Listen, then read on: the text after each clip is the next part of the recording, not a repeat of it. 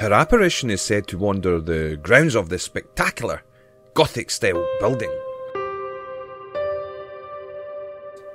It's Lady Crawford and her priory.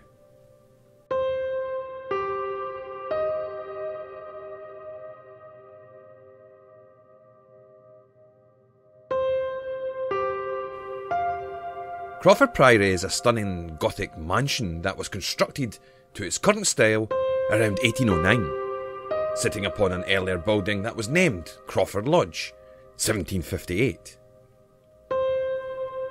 These lands belonged to the Lindsay Crawford family and would find themselves in the hands of Lady Mary Lindsay Crawford around 1808. The priory sits around 2 miles southwest of Cooper in Fife and next to the village of Springfield. Its older stables are now a complete redevelopment as stunning houses nestled within the estate. Lady Crawford was often described as strange by some. She never married for one, and she had an amazing love for animals, preferring their company to most of the people. Some say she was highly religious, but the wonderment here is whether highly religious or highly spiritual, which are rather different approaches. There is a pet cemetery to the rear of the priory with headstones to all her pets. She was so fond of every single pet that her will left adequate funds to look after them all. Her pets were, however, a little less fond of the spirits that walked Crawford Priory prior to the passing of Lady Crawford.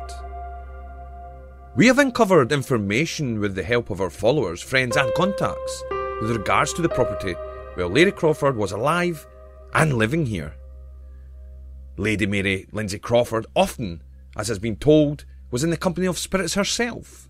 She did not mind these at all and most likely embraced it fully. Some of her pets, however, did not like the extra company.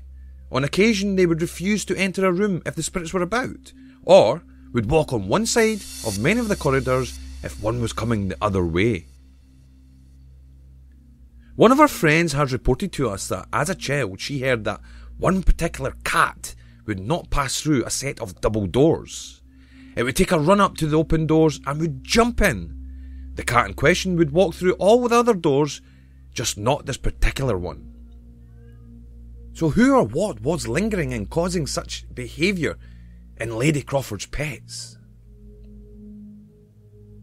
It's been suggested that a past butler may be the cause, still wandering the corridors and rooms of this Gothic building. Another suggestion is that of one of the Lindsay Crawford family, possibly the brother who may still also be attached to the property. This is an area we hope we can gain answers, possibly through our ITC techniques from inside the ruins. Lady Crawford passed to spirit in 1833, leaving her splendid property, her pets and the lands behind. Or did she? As reports were quick to surface about a white apparition floating gracefully through the house and surrounding land as if in search of something. Some suggested it was in fact Lady Crawford herself. Was she in search of her beloved pets?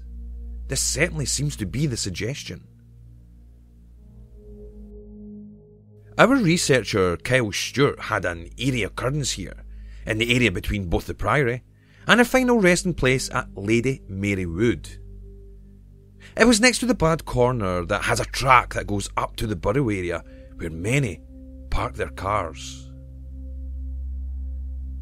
In the shadows of the wood on that rather strange spooky night, he witnessed what could only be described as a white apparition of a lady standing there, with a shroud on and no shoes on her feet. Of course, this startled him as he drove past.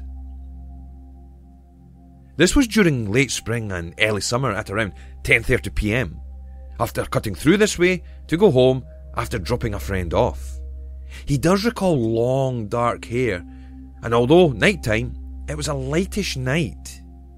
He cannot shake the image of that night, and did not look back after passing. Such was his shock. Incidentally, a mere months later, Kel's dad, Greg Stewart, was driving past the exact same area when all his electrics in the car just died, only to recover as he got further along the road around the said bad corner. Was this Lady Crawford making her presence known?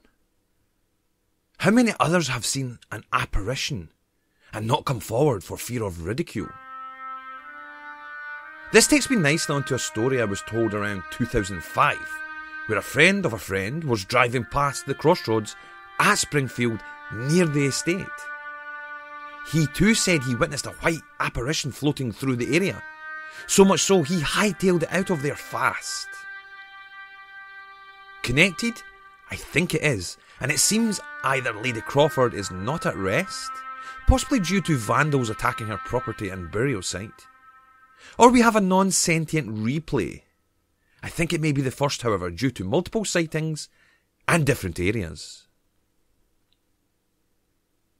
One such case is a reader of the fantastic blog created by Alex Cochran, where a comment was left with the following from a lady named Susan in 2014.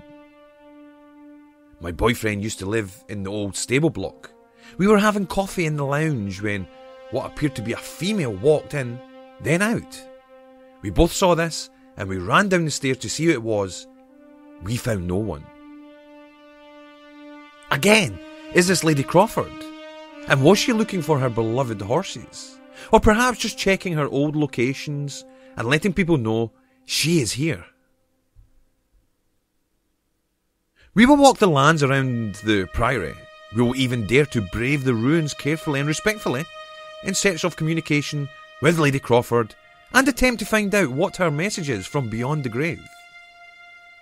We will then make our way to Lady Mary Wood, where she is buried inside her mausoleum, to see if we can catch a glimpse of her in the area, or perhaps again gain some type of communication from beyond the grave. Will she communicate with us? Will she tell us any new information? Or will we find other non-physical energies willing to open up or speak with us?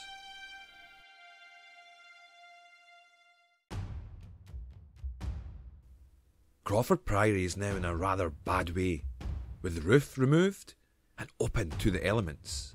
The building itself has become a little dangerous due to the possibility of falling masonry and wood, among other things. There are still signs of how extravagant this location was, and it's easy to see why Lady Crawford loved this location. We make our way carefully through the ruins and rubble in search of any non-physical energies that may still walk the area. We monitor the environment carefully. We attempt audio communication, which in my opinion is the best area for paranormal data gathering. We will use ITC techniques here in the hope of furthering our understanding of who Lady Crawford is and what she wishes to communicate with us.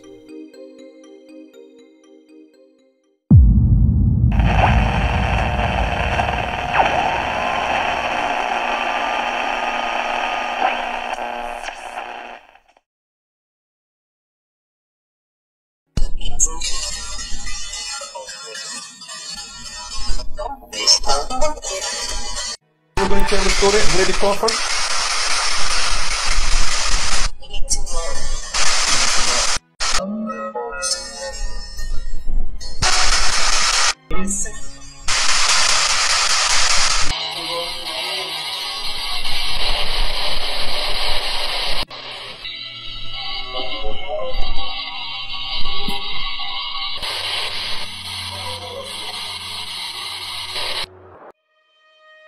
You've just witnessed 7 audio capture highlights from one of our ITC sessions at Crawford Priory. The standout here is a reference to someone who took her. The name Alfie, which we regularly get through many sessions and devices, and told we need to work when we asked if she was happy for us to tell her story. We also hear a male voice saying they are watching us, that they also want gates, and we can only assume on the house, or perhaps her nearby mausoleum, which seems to be accessed and authorised by some who are damaging the area. We would also highlight the audio saying she loves little horsey, as due to her research we have found she did leave her will specifying the care of the horses.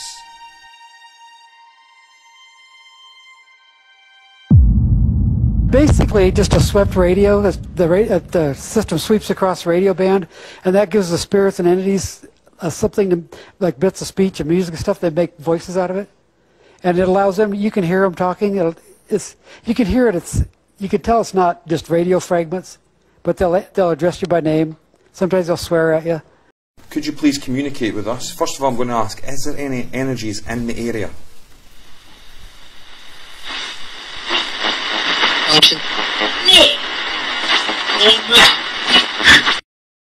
Could you do something physical in here for us? Maybe you can come forward and just give us a little indication.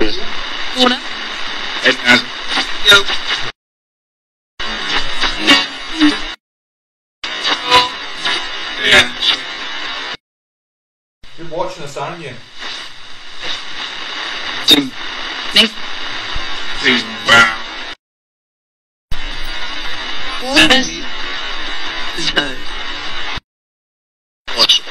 Union.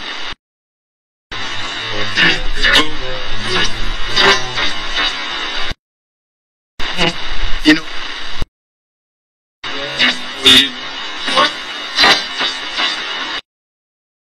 This, yeah. Goes.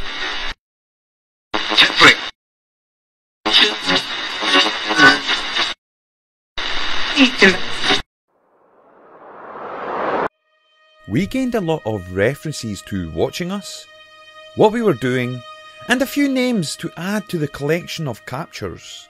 An example is children, then Lady Crawford is spoken. They even at one point say they are behind us, and then seemingly we can hear what sounds like names greeting each other.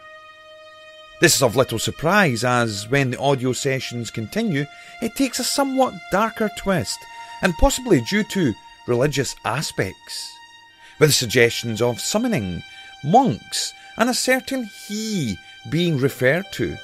Is this the male figure we have heard speaking in the past during our visits? Such was the clarity that we thought a dog walker or visitor had arrived. Could there, in fact, be additional energies walking these lands? At this point, it felt like it was more questions than answers from our spirit communication attempts at Crawford Priory.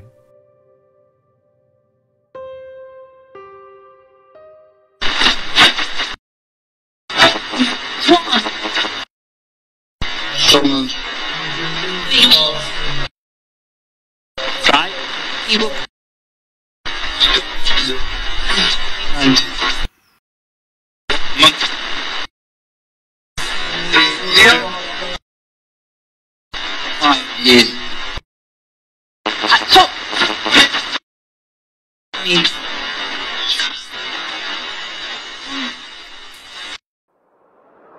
We've been searching for Lady Mary Lindsay Crawford's apparition at Crawford Priory. We have focused our search on the Priory, even though we did visit her final resting place in Lady Mary Wood. However, due to our full respect for her resting place, as this project proceeded, we felt that the integrity of the project would be best served focusing on the lands around her beloved Priory. We did visit and pay respect to her resting place though, something as a team we felt we should do. Have we found her through our techniques though?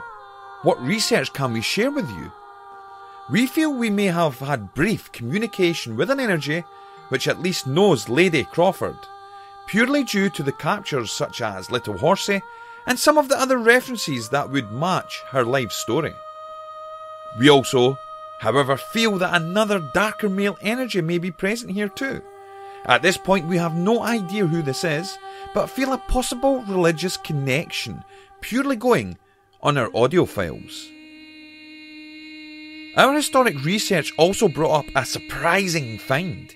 We discovered that by pure accident, that Lady Crawford's family are connected back to Balgony Castle and Jean Lindsay, who featured in our Mary Sybil search.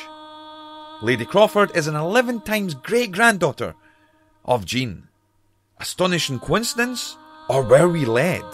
Perhaps in future searches we will find those answers, just like we may find out who is Alfie, because this energy is following us around locations in our audio sessions. Stick with us while we try to find out.